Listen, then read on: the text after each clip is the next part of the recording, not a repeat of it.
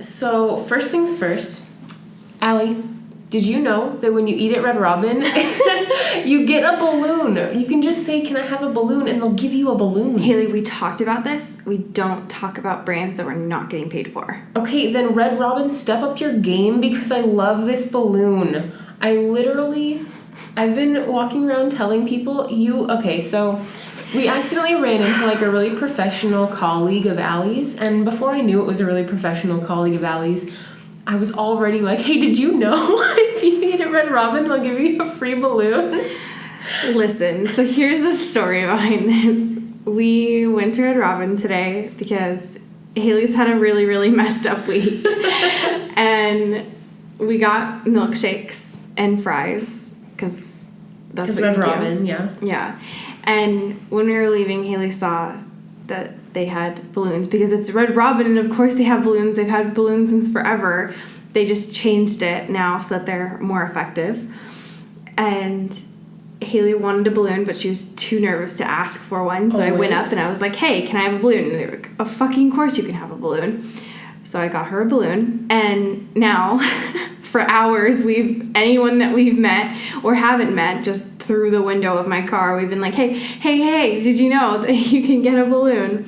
But we're not going to talk about Red Robin anymore until they step up their fucking game and they start sponsoring this podcast because we need money. True. And I will sponsor Red Robin because they have gluten-free options that I can eat. And because they give balloons. I mean, that one. They also have cake batter milkshakes that you can eat. I cannot eat. Yeah, that's true. I hope everyone realizes that. Hey, are you making noises, Haley? Okay, first of all, that was the first time I've ever made a noise on this podcast, and second of all, of course, I make lovely high-pitched dings, and you make guttural noises. But yeah, I wasn't even kidding, or Allie wasn't even kidding. It's literally been hours. I love Red Robin. Red Robin, sponsor, hashtag hit us up, hashtag chaps and chili. Honestly, please, I would adore that. That would be great. Mm-hmm. Are you drunk right now, Haley? Did you get a boozy milkshake at Red Robin? I am drinking water currently. Hey, Haley, are you leaning in right now, or are you electioning right now?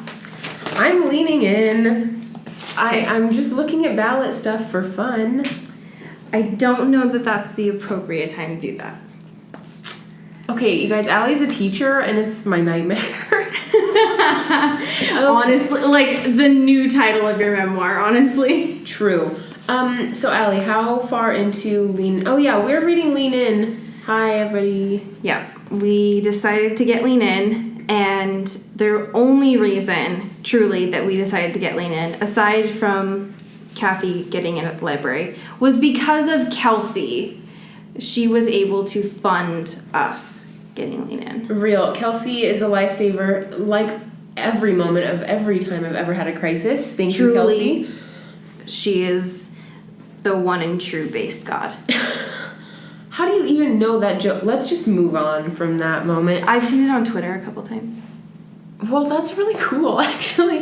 That's a really exciting joke for you to know. You're so hip. I can't even stand it. Thank you. I try my best. Yep. So, Kelsey, thanks for letting us read a book that we had to pay money for instead of just reading whatever free thing was available. Honestly, yeah.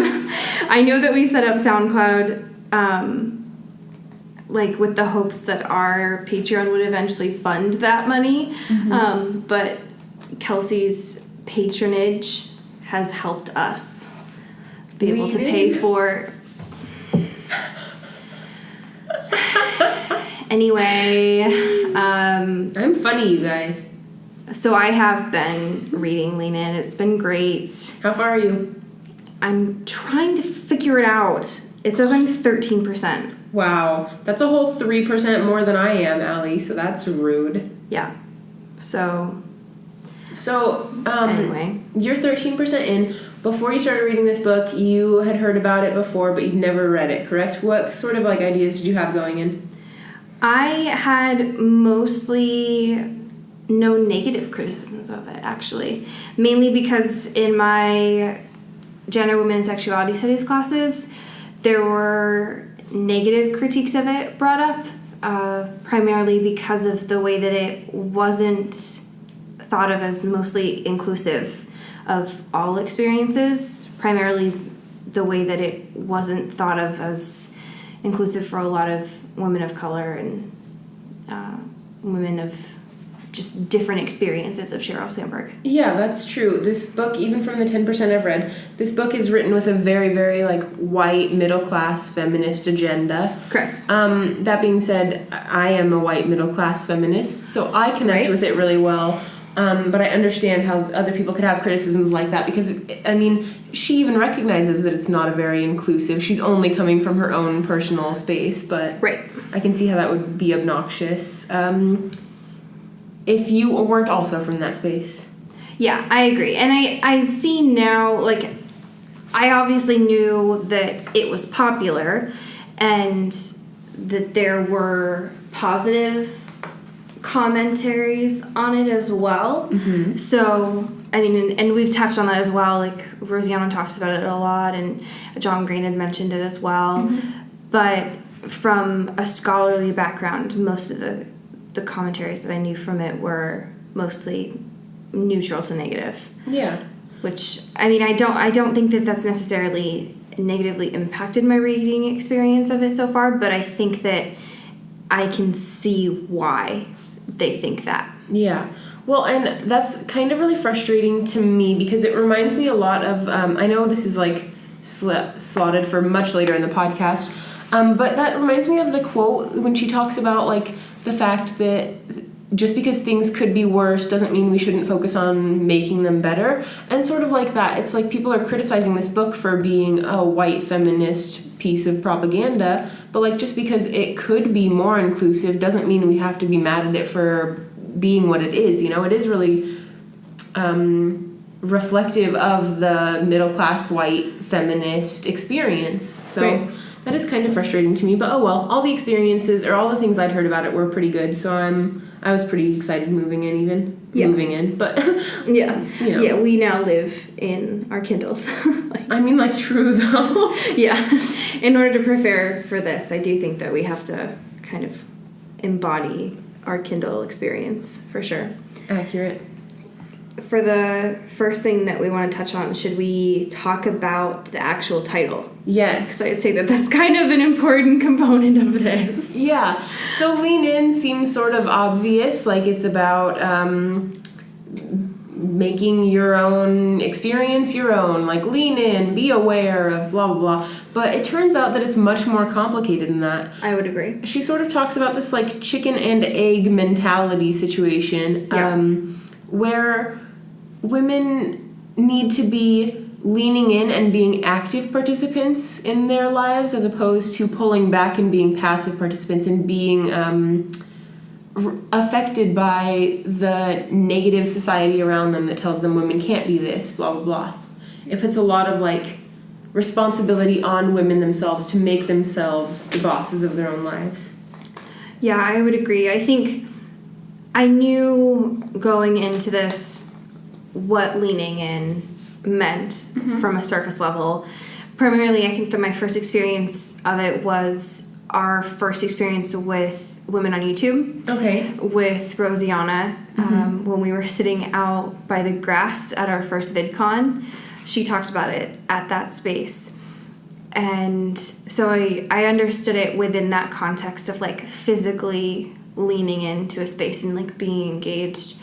So I just associate it with that experience. So the chicken and egg mentality wasn't something that necessarily resonated with me because I was just like, this seems a little abstract and philosophical for my personal taste. And so I understand now, like, why that's something that you're like, yeah. Whereas I'm like, the memory for me makes more sense personally. Fair. For those of you who didn't quite get the chicken and egg thing, because I didn't really explain it very well, basically it's this, like, how do you change equality? Is it that we need to systematically change equality and make sure 50% of CEOs are women and blah, blah, blah? Like, that is the chicken, so to speak. But to change that first, we need women in power to change those laws and to change, like, the way that we view women in power. But to get women in power, we need to change how we view them. But to change how we view them, we need to get women in power. Yep. And so it's this whole, like, vicious cycle of how to make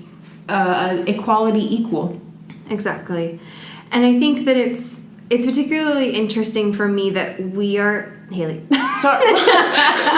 that we are having this conversation, because of the fact that when I think of individuals who participate in conversations in an engaged manner, I would say that we are two that are highly engaged in conversations, who use like mannerisms and eye contact and vocal ways of showing engagement.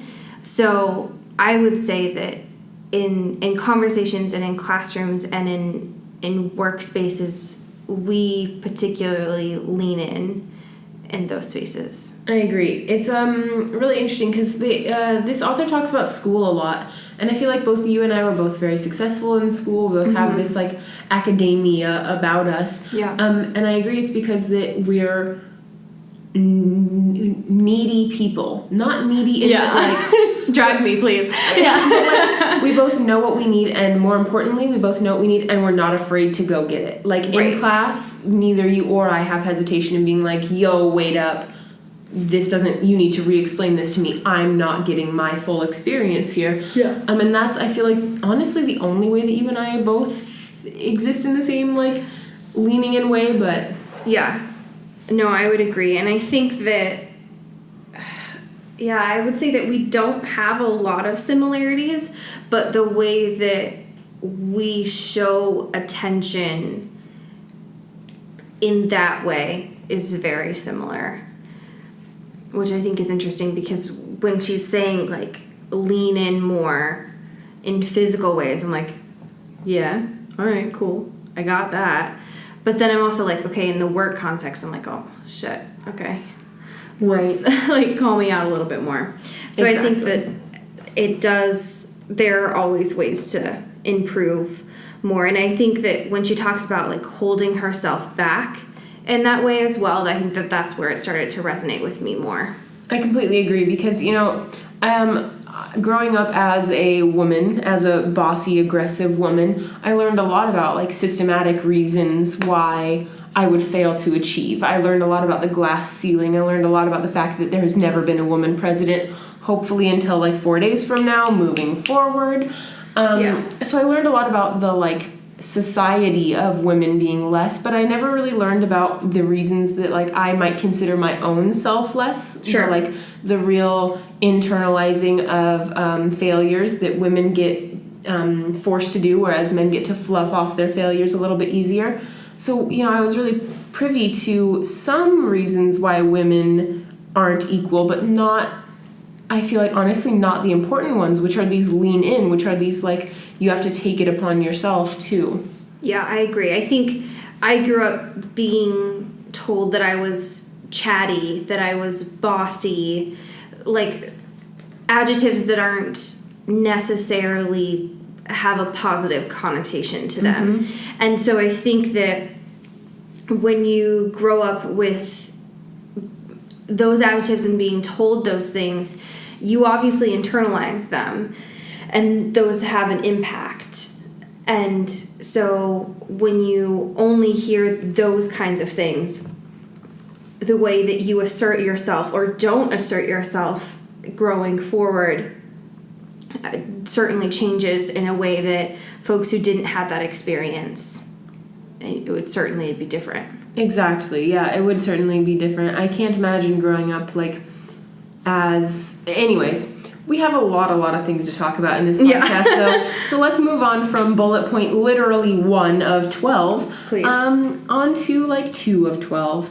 Go on. So basically, there's this concept that, like, when people are in control, they help their own. The reason that we need 50% women CEOs and 50% women representatives in government is because when those people are there, they can recognize things that aren't being helpful for their communities, and they can change them. Yes. Even things that aren't purposefully in place to detriment the minorities accidentally do sometimes. I know the author of this talked about a parking situation that you had a lot of feelings about. Do you want to get into sort of that parking situation? Yeah, so Sheryl Sandberg kind of introduces lean in with this experience that she has when she first starts working at Google, not when she first even gets to Facebook initially. And she's an executive there, and she starts it off when she's pregnant, goes into that whole experience and realizes that Google does not have expectant mother family parking in that space. Which was really important for her because she noticed that it was like impossible to walk quickly through the parking lot without, dying basically. Yeah, I mean, she mentioned that she would have to like run to get to meetings, which meant for her like hobbling. Yeah. Yeah. And so she would end up, that would like exacerbate her nausea, those kinds of things. And it wasn't something that had occurred to her for other employees in those spaces who had also gone through pregnancy and those kinds of things. So she went to the execs and demanded that they had parking available for those folks because her husband, who worked at Yahoo at the time, had that parking available, and it was just like a standard thing. And it was something that, she mentioned that the folks who had been pregnant must have suffered in silence because they didn't feel like they had the authority to ask for that. Exactly. If none of your executives are pregnant women, how can you bring up a very pregnant woman specific? Right. That seems like it's demanding special treatment, so to speak, when really it's just demanding an equal playing field. Exactly. It says a lot that Google had to have a high-up exec get pregnant before they realized, oh wait, pregnant women need accommodations. Yeah. And that's why, again, it's so important to have people who look like you in power. Absolutely. In any kind of power. Yeah, and I noticed expectant mother / family parking at the mall that I work at. They have it now, but it was the first time that I observed it. I'm sure that there are other places that have it, but it was the first time that I personally noticed it. But I don't see it in a lot of other spaces locally. Yeah. I was a live-in nanny for a little while, and I can tell you I've never seen pregnant / family parking or like expectant mother / family parking ever in my life. Yeah. And I don't know if that's true if I've never seen it, but I've definitely never noticed it. So that either says that A, it's not as widely spread as it should be, but it says B, that it really doesn't impact anybody who's not pregnant. Right. It's one small thing for, that everyone can do for an expectant mother to ease their burden a little bit. Right. But it's not something that has literally ever affected anyone who isn't a pregnant woman. Right. That seems like a no-brainer to me. Of course, designate 1, maybe 2 spots. Yeah. For children and moms with children. Right. Yeah, and the fact that it's not just expectant mother, but it's family parking, I think is huge because of how much of a burden that takes off of families to ease their stress there as well. Because it's not just helpful for the guest experience, but it's helpful for everyone else in that dynamic as well. Right. So I think it'd be in their best interests. Right. Have you ever sat in a movie theater with an angry baby? It would have made the baby not angry. Not being woken up an extra 5 minutes to get, the whole family across the parking lot. Yep. Maybe if a baby had a few more minutes of sleep, didn't have to be disturbed all the time, the baby could chill. Family parking would allow that to be a lot easier. I'm not saying you'd never have a crying baby again, but yeah, 3 out of 4 times someone can wait outside with whatever. Doesn't matter. Yeah. Yes, that's ridiculous. Yeah, I agree. Yeah.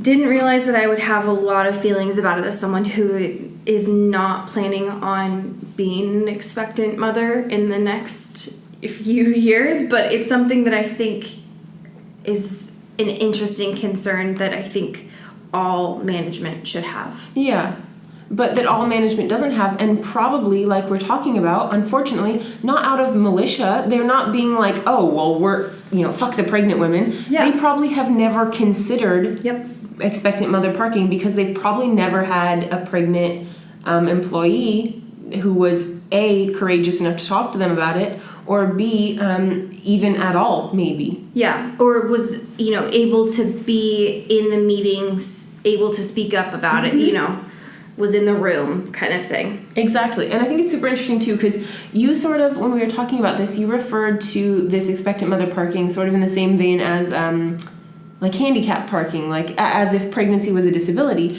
And I thought that was really, gut check, I thought that was terrible, because I was like, well, no, pregnancy is a choice. Disabilities aren't a choice, nobody decides, blah, blah, blah. But it's interesting, too, because that's a very... If I ever get pregnant, it will be a choice. I am lucky enough to never have to use expectant mother parking unless I decide I want to. But that's coming from a very, very privileged place of a white 22-year-old with, in a liberal state with access to money. Sure. There are, I'm sure, a lot of people in this world who would tell me that being pregnant was in no way a choice for them. Right. So, maybe, I don't know. It's definitely a thinking point for sure that I don't know that our perspectives are the only perspectives. Exactly. Sure.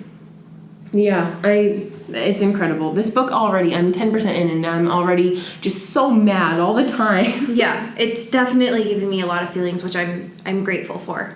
That's for sure. The other really interesting point that you seem to bring up was a lot of her passive dictation in one page in particular, but in general, how do you feel about passive dictation, Allie?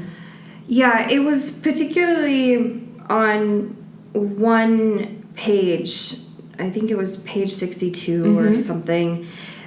Something about it really got under my skin and I didn't like it. And I understand where she was coming from. It was this one paragraph where she was saying that women and girls are trapped, wives are treated, women are raped, victims are even sent to jail. And I understand where she was coming from in the sense that, she was using detached language because it was an experience that she doesn't know. It was, women from across the world, so their experiences that she doesn't have, whatever. But something about it, I didn't feel good about it because it just really showed that it almost lacked compassion to me. And I don't know that's necessarily her intent, but the impact for me was that's how it came across. Yeah, I think that she's probably just trying to highlight for you, again, the fact that she's a white, privileged feminist. Sure. She's trying to actively separate herself from the people who have these experiences that she in no way has, like the women who have even less rights, the women who don't get to complain about expectant mother parking lots because they're concerned about all of these other things. Right. And yeah, I understand where she's coming from with that, but yeah, the passive language makes it such that she's blaming these women for being a passive participant in their own lives when... I guess it just shows how much more she is an active participant in her life, I guess. Even though I don't think that that's necessarily what she's trying to do. But that's a good point to bring up, the fact that, again, with Lean In, with everything she's saying, she's putting this burden on women to have to be active participants in their own lives. And she's, sort of separating herself as well from being a passive participant. She's trying to say, me and my morality, me and my decisions have led me to be active in my own life, to make my own choices, etc. Yeah. Something super interesting that I thought, too, was she keeps referencing the fact that women are excelling in academia in America specifically. I don't know about other places, but in America specifically, she's saying that, women obtain, I think, 57% of all undergrad degrees and 60% of all master's degrees, and yet they're only... I don't remember these stats at all, but a very small proportion of the big CEOs in the company, they're a very small proportion of government, they're a very small proportion of the decisions that are really being made that impact our country, our world, our day-to-day lives. Every single decision, women have this technical skill that's not being input into the decision-making process. Right. Yeah, I think the fact that... Well, and I think that she mentions this as well, that the women are being trained to be obedient, but they're not being trained to be leaders is very powerful. Yeah. And that the school system is training them to almost be outside of the executive decision room. And she writes that in a way that I hadn't thought about it before, is that of course they're excelling in academia because that's not what is, those aren't traits that excel in executive decision making. And it was just something that I hadn't thought about before. Yeah, absolutely. There are two main takeaways, I think, from the fact that women are excelling in academia but not in decision-making places. I think that mostly it's because women aren't getting access to these spaces where they can make decisions, government, CEOs, etc. But I also think, it's because in school, the reason we're excelling in academia is because it has that model of like, raise your hand, wait to be called on, memorize these facts, tell us these facts later, we will validate you and approve that you did good job, congratulations. And so academia is sort of tailored to this passivity that comes with like womanness, if you know what I mean. Right. But there's also this quote where she talks about education in the sense that, let's see if I can find it, that teachers also interact with more boys and call on them more frequently. Yes. Because of the fact that, and also that boys are more likely to call out answers, and that when they do, teachers usually listen to them. As opposed to when women call out answers without their hands being called on, raised, etc., people usually berate them. Right. Teachers usually chastise them for speaking out of turn. Exactly. Whereas men get their answers heard still. Exactly. So it's still reinforcing these ideas of like what is allowed in the decision-making rooms. Absolutely. Before we move on, can we touch on the gender binary really quick? Yes, Because we're using the language that Sheryl uses in this space and not necessarily what we usually would use in a daily space. She uses women and men exclusively. Yeah, there's no other option. It's either a woman or a man. And she uses the phrase both genders in this text frequently, which grates my nerves a lot. Yeah, and after that huge non-binary controversy that happened on YouTube, I do think it's really important to note, like, we recognize non-binary genders exist and are completely valid, and in no way do I think that she was trying to get at that there is no non-binary genders. And in no way do I believe that in any way. No, and I certainly agree. So when I'm going to speak for myself here, that when I am using women and men here, I think that I'm using it within the context of what Sheryl is discussing and the statistics that she is using within this space. And we have to come from the data that she's referencing here. Exactly. Here, when I'm talking about women and men, I'm specifically talking about cis women, cis men, because I think non-binary folk of any sort and trans of any sort, they have an entire different set of obstacles. They have an entire different systematic oppression to face and to try to beat. And I do think that probably a lot of this transcends gender borders. I think that no matter who you are, you should probably be leaning in. You should probably be an active participant in your life, in your education, etc.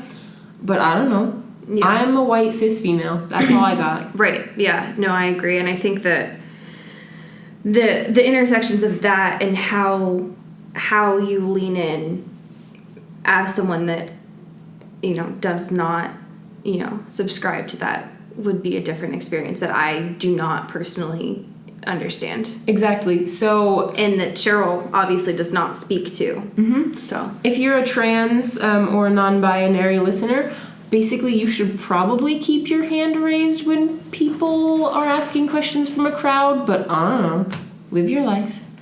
Yeah. Chase your bliss. Chase your bliss. Yeah. But I think that it's important to note that, as we discuss lean in, we're using these terms, but please don't feel excluded from this narrative. like we're using Cheryl's terms and not necessarily, you know, how we feel about gender. Exactly. And read this book and get from it whatever you will, and talk to us about it in all of our things, but we'll tell you where to talk to us later. Yeah. I'd be curious to see what the research about leaning in from like non-gender conforming and trans.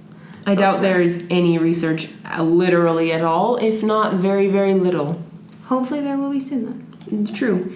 Okay, so before, again, we move on, there's a lot of stuff we're going to have to cut from this, but before we move on, I would really like to talk about the fact that Cheryl's her name? Sheryl Sandberg. Thank you. She references that in 1965, when her mom graduated school, her mom saw 2 career paths for women. Sure. Women could either be teachers or they could be nurses. Yeah. And when I read that, I was like, that's dumb. And then I thought, and I was like, oh, I don't have a single female friend who is not either a teacher or a nurse or en route to be. Sure. Not a single one. And then, of course, a few hours later, I brought that up to you, and you reminded me that I have a wonderful friend named Alexis, who is an engineer. God bless Alexis. Good job. I'm so proud of you. But still, my one token, not nurse or teacher friend, every other female that I talk to is one of those things. That's ridiculous. Yeah. That's ridiculous. Yeah. And I don't know a single male who is in either of those fields or even interested in either of those fields. Yeah. So, like, that was in 1965. But was it in 1965 or was it right now? Right. Yeah. And as I told you when you brought this information to me, that the way that intersects with religious schools is also very interesting as well. Because of the fact that your undergrad school was a religious school. Mm-hmm. And the school that I'm attending for grad school is also a religious school and also is a factory for nurses and teachers. Mm-hmm. And I'd be interested to see how that works nationally as well. That's true. We are both coming from a very different place, like we always are.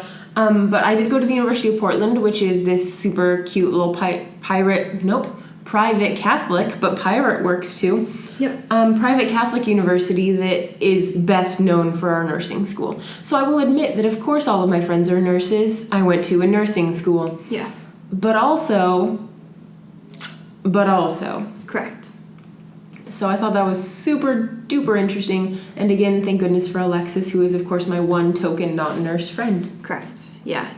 My experience with that is a lot different. Mm-hmm. Since I'm going into education, know a lot of males that are teachers. Mm-hmm. However, I would say that the vast majority of folks that we graduated with are nurses. Mm-hmm. And I would say the majority of our friend group from high school are either nurses or going to be teachers. Yep, I can think of maybe 3 females that I graduated with high school. No, where am I today? It's a good question. I can think of maybe 3 females I graduated high school with that are not either mothers or preparing to be nurses or teachers right now.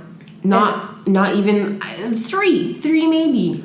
And I would say that the ones that do not fit that are engineers. Mm-hmm. And STEM, and that's wonderful. Yeah, I'm STEM. super glad that there's a lot of STEM females, but also there should be 50% everything females. Mm-hmm. Roughly. But where are all of the women doing other things? It's a great question that I don't know. I don't have an answer to. Well, so, like, why are you a teacher? Do you feel like how do you get away with being a female undergrad or grad student getting ready to be a teacher and a feminist? Like, how do you feel doing one of the jobs? I mean, I have wanted to be a teacher since I was 6. And you don't think that was because you were a cute little girl? Like, I didn't think about that at all. It was just because I have always had teachers that supported me and I thought were superheroes. It was just like, you somehow make folks who don't care somehow care. It wasn't until I got older that I realized that all of them were female. I was just about to say, I hope you realize that the narrative you just put forth is the mom narrative. Yeah. The superhero mom who does it all. The superhero mom who can pack the kids' lunches and make them do their homework. Like, you've just described a good mom. Right. Yeah, it wasn't until, like, I got to college and started examining, like, until they started asking me, like, why do you want to do what you do, and why do you think that you want to do what you do, that I realized, like, oh, education is gendered. Literally. Yeah. It's crazy. It's absolutely, it's crazy. Yeah. Yeah.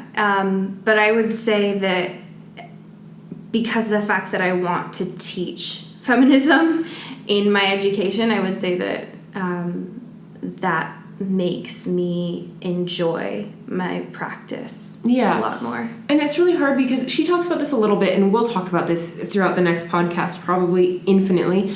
But she talks about the fact that, like, even though these systematic barriers are coming down, women are still choosing to be homemakers, or still choosing to be teachers and nurses and stuff. And so that's really interesting, is like, there's no accounting for choice. Yeah, you're this feminist, and yeah, you're this woman who's grown up in this really privileged, you know, you've had all the opportunities in the world, and yet you're becoming a teacher. Right. I say and yet, but you know what I mean? Like, you're still buying into the thing, but so are a lot of women. Like, women who are knowing that it's buying into it, and they're still doing it. I mean, heck, I'm a student currently, but, like, I'm pretty much a kept woman. My boyfriend pays for my rent, and he's the breadwinner of the household, and that's just, like, a thing. Right.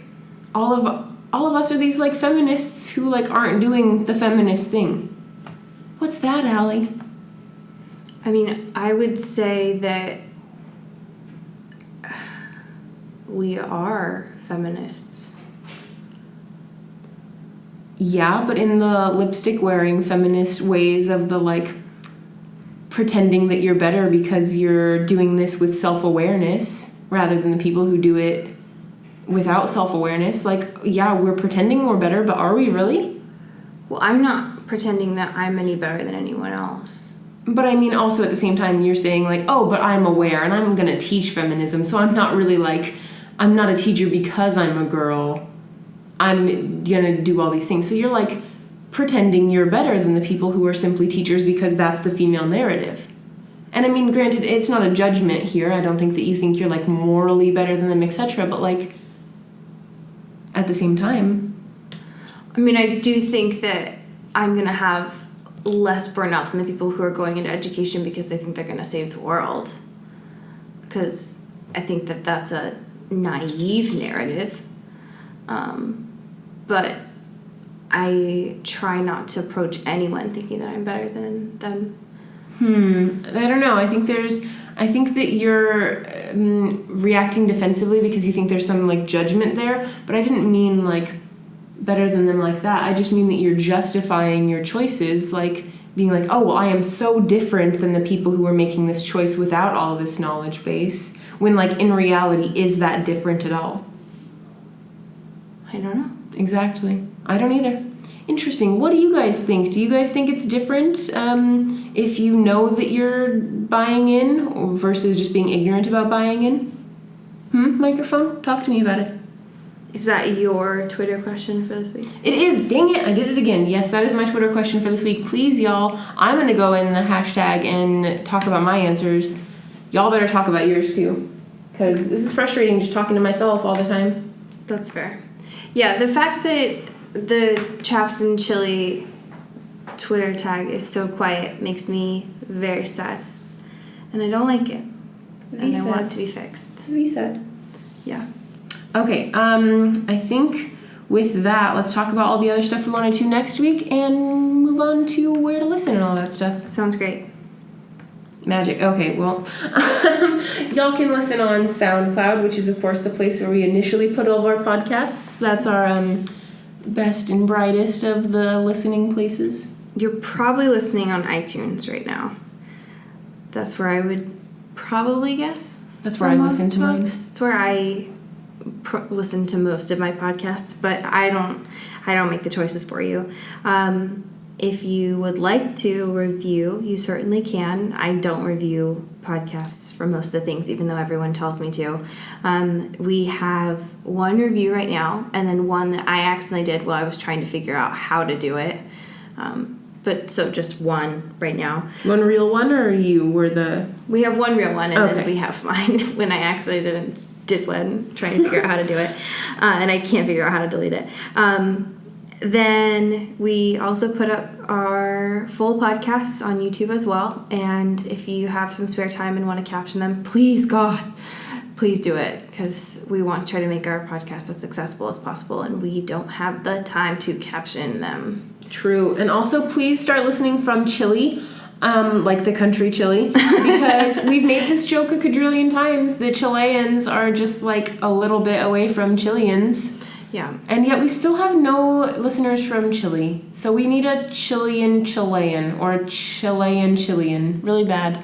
And all I want is someone to take pictures of the actual Chili's, like the restaurants, and put them in the Chaps and Chili's tag.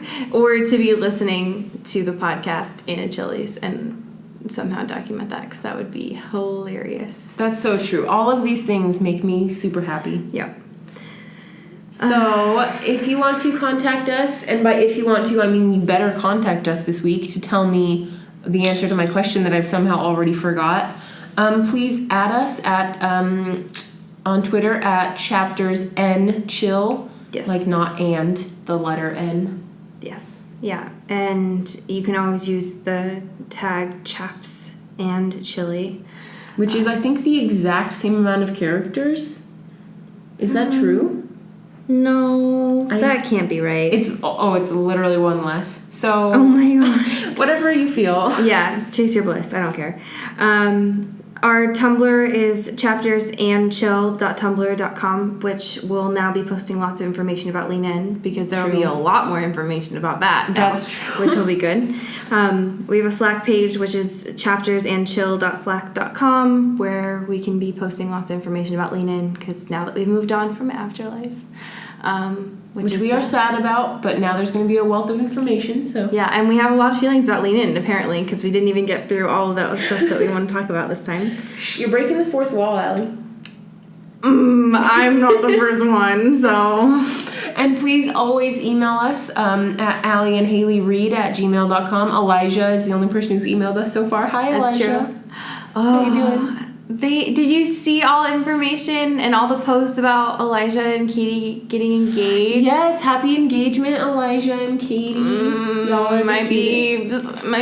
I literally cried when I saw all the photos. I did not, because I'm not weird, but I still am happy for them anyways. Oh my God. Okay. Anyway, we need to move on. So we are still infinitely on Patreon. Please come patron us. We love you very, very much. It's as easy as like $1 a month for some perks that I'm sure we've set up. Yes. And what up? Kelsey is our first patron, our $10 a month sponsor, Kels. What? Kelsey. Yes, my fave. You are a literal goddess. Literally. Like you are an ethereal goddess, I'm positive. It's true. I'm pretty sure when you get up in the morning, flower crowns spout from like your head. Yeah, she's the epitome of that flower crown Snapchat filter. Oh my gosh, if you always look that good, like I'm just the most jelly. I use that filter all the time to pretend that I look good in selfies. Yeah. When I have the occasional blemish, I just use that one and it's all gone. It's just great. Yeah. Just disappears. Yeah. So she is the epitome of everything good in this world. True. Like Chipotle. Kelsey is Chipotle, and I feel God in this Chili's tonight. You can't just skip to the end. Okay, but that was just such a perfect setup. Okay, fine. Well, that's great. You'll see and hear us next week. You probably won't see us next week unless you happen to. That's We funny. usually just post a picture of us when we're done podcasting on Twitter. So. I don't do that. That's stupid. You're okay. Fine. Whatever. Say a thing so we can get out of here. What thing? I already said the thing. Okay. Well, I feel God's choice tonight. Bye. Bye.